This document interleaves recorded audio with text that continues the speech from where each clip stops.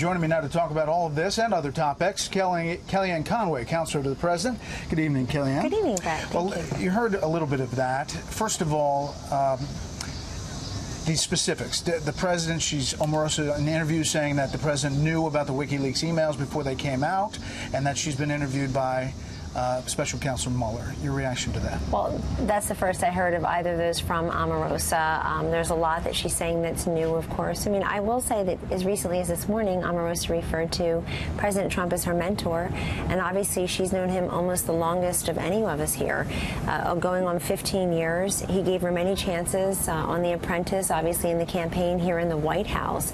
It's a privilege to work in this building for the country we all love every day, and that's the way I'd say most of us look at it. The president has made very clear the way he feels about this book, the way he feels about what he sees as a betrayal. He gave her many opportunities, and not only have I never personally heard the president use a racial slur against anyone in the 2+ years I've been at his side uninterrupted, Brett, I never heard Omarosa complain about the president doing that. We know during the campaign, as you know at Fox News, there were rumors about a tape. There were rumors about a dossier. Nobody could ever confirm the dossier, verify the dossier. No one ever came through with the tape. I mean, that's all we know. And then we came to work here on behalf of the people. And since we've gotten here, he's been the most successful president in modern times. You know, Sarah Sanders was asked that question today, and she said she's not been in every room, and she couldn't say what she didn't hear. And a lot of people jumped on that, about this tape lingering and if there is a tape. How do you get to the bottom of this? Is the president going to have to address this directly? He has addressed it. He addressed it on Twitter. He addressed it to everyone. I think that's very important. See, this president on social media, it's important. It's a democratization of information. Everybody hears the same thing at the same time. So let me ask, why does he feel compelled to keep tweeting about Omarosa? Doesn't that give more attention to this book and her charges? The president feels like he should be defending himself and also reminding everyone that he has given her many chances, including all the way here as assistant to the president in the White House. Here's the tweet, and I don't want to spend too much time on it, but it's obviously getting a lot of attention. When you give a crazed, crying lowlife a break and give her a job at the White House, I guess it just didn't work out. Good work by General Kelly for quickly firing that dog. First of all, a crazed, crying lowlife. Why did he hire her?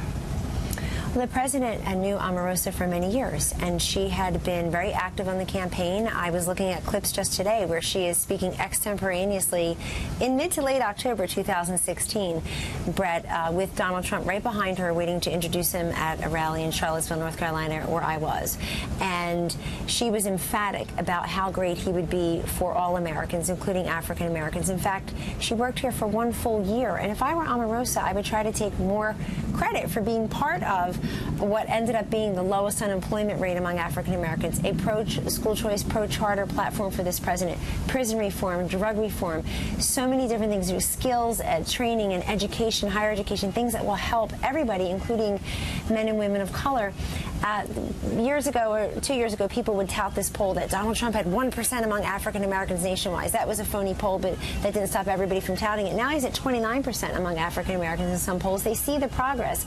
And everything that this president has done for all Americans, I think, is the news of the day. I frankly think the biggest news of the day, respectfully, is Peter Strzok's firing. Right, and I want to talk about that in a second. But that last line, quickly firing that dog, are you comfortable with that language, talking about a woman who worked here in the White House? I use different language, but I also know that people are trying to get away with saying that Donald Trump is terrible to women who work for him and that he's a sexist, misogynist.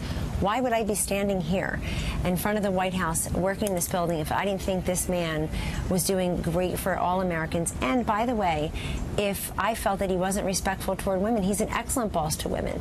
It's only some of the women out there on cable news every single day who are jealous or have no access or look at things through their own Twitter feed and not through reality who would think otherwise. I have always felt completely respected. This is a man, I was in Republican politics for decades. He elevated me at almost 50 years old to be his campaign manager. I was hiding in plain sight for other campaigns. It's he who did that. It's he who won. Put me in charge of that campaign, made me counselor to the president, made Omarosa assistant to the president. You mentioned the firing of Peter Strzok, and obviously the president has weighed in on all of that many times, most recently saying they were all in on it, clear Hillary Clinton and frame Donald Trump for things he didn't do, quoting Greg Jarrett on Fox and Friends. If we had a real attorney general, this witch hunt would never have been started, looking at the wrong people. The real attorney general Jeff Sessions endorsed him first, as you well know, on the campaign. He hired him as Attorney General. So is he suggesting that his Attorney General is not a real Attorney General? The Attorney General is doing a fabulous job on the matters for which he has not recused himself, like the MS-13 gangs, the synthetic opioid surge, so much having to do with law enforcement interdiction and the like. It is the part of this where he recused himself early on, I believe about March 2nd or so of 2017. That's been frustrating to the president. But I think the real point of that... But I mean, the other stuff he's doing, is that not real as Attorney General? Well, it is, but he's talking about this whole investigation. He's talking about what the president says has been... The fix has been in from the beginning. I think what's important is that Peter Strzok got fired. That's the firing that matters.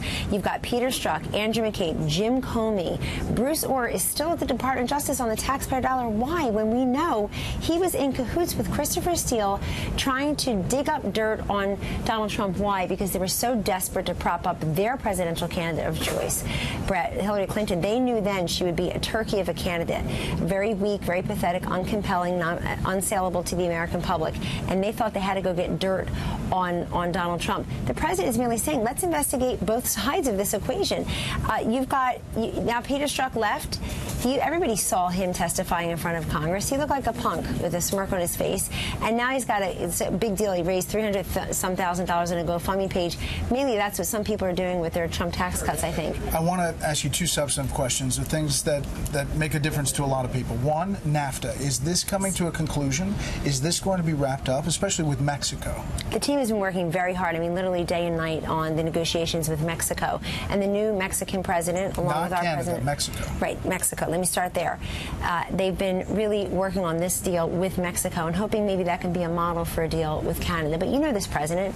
He prefers bilateral trade agreements to multilateral. He's made that very clear. But what he doesn't prefer is all the times Americans, American workers, American interests, American ideals have been screwed by these non-reciprocal, unfair, imbalanced trade deals. We have a $500 billion trade deficit because presidents right, left, and center have made terrible deals, or I would say non-deals.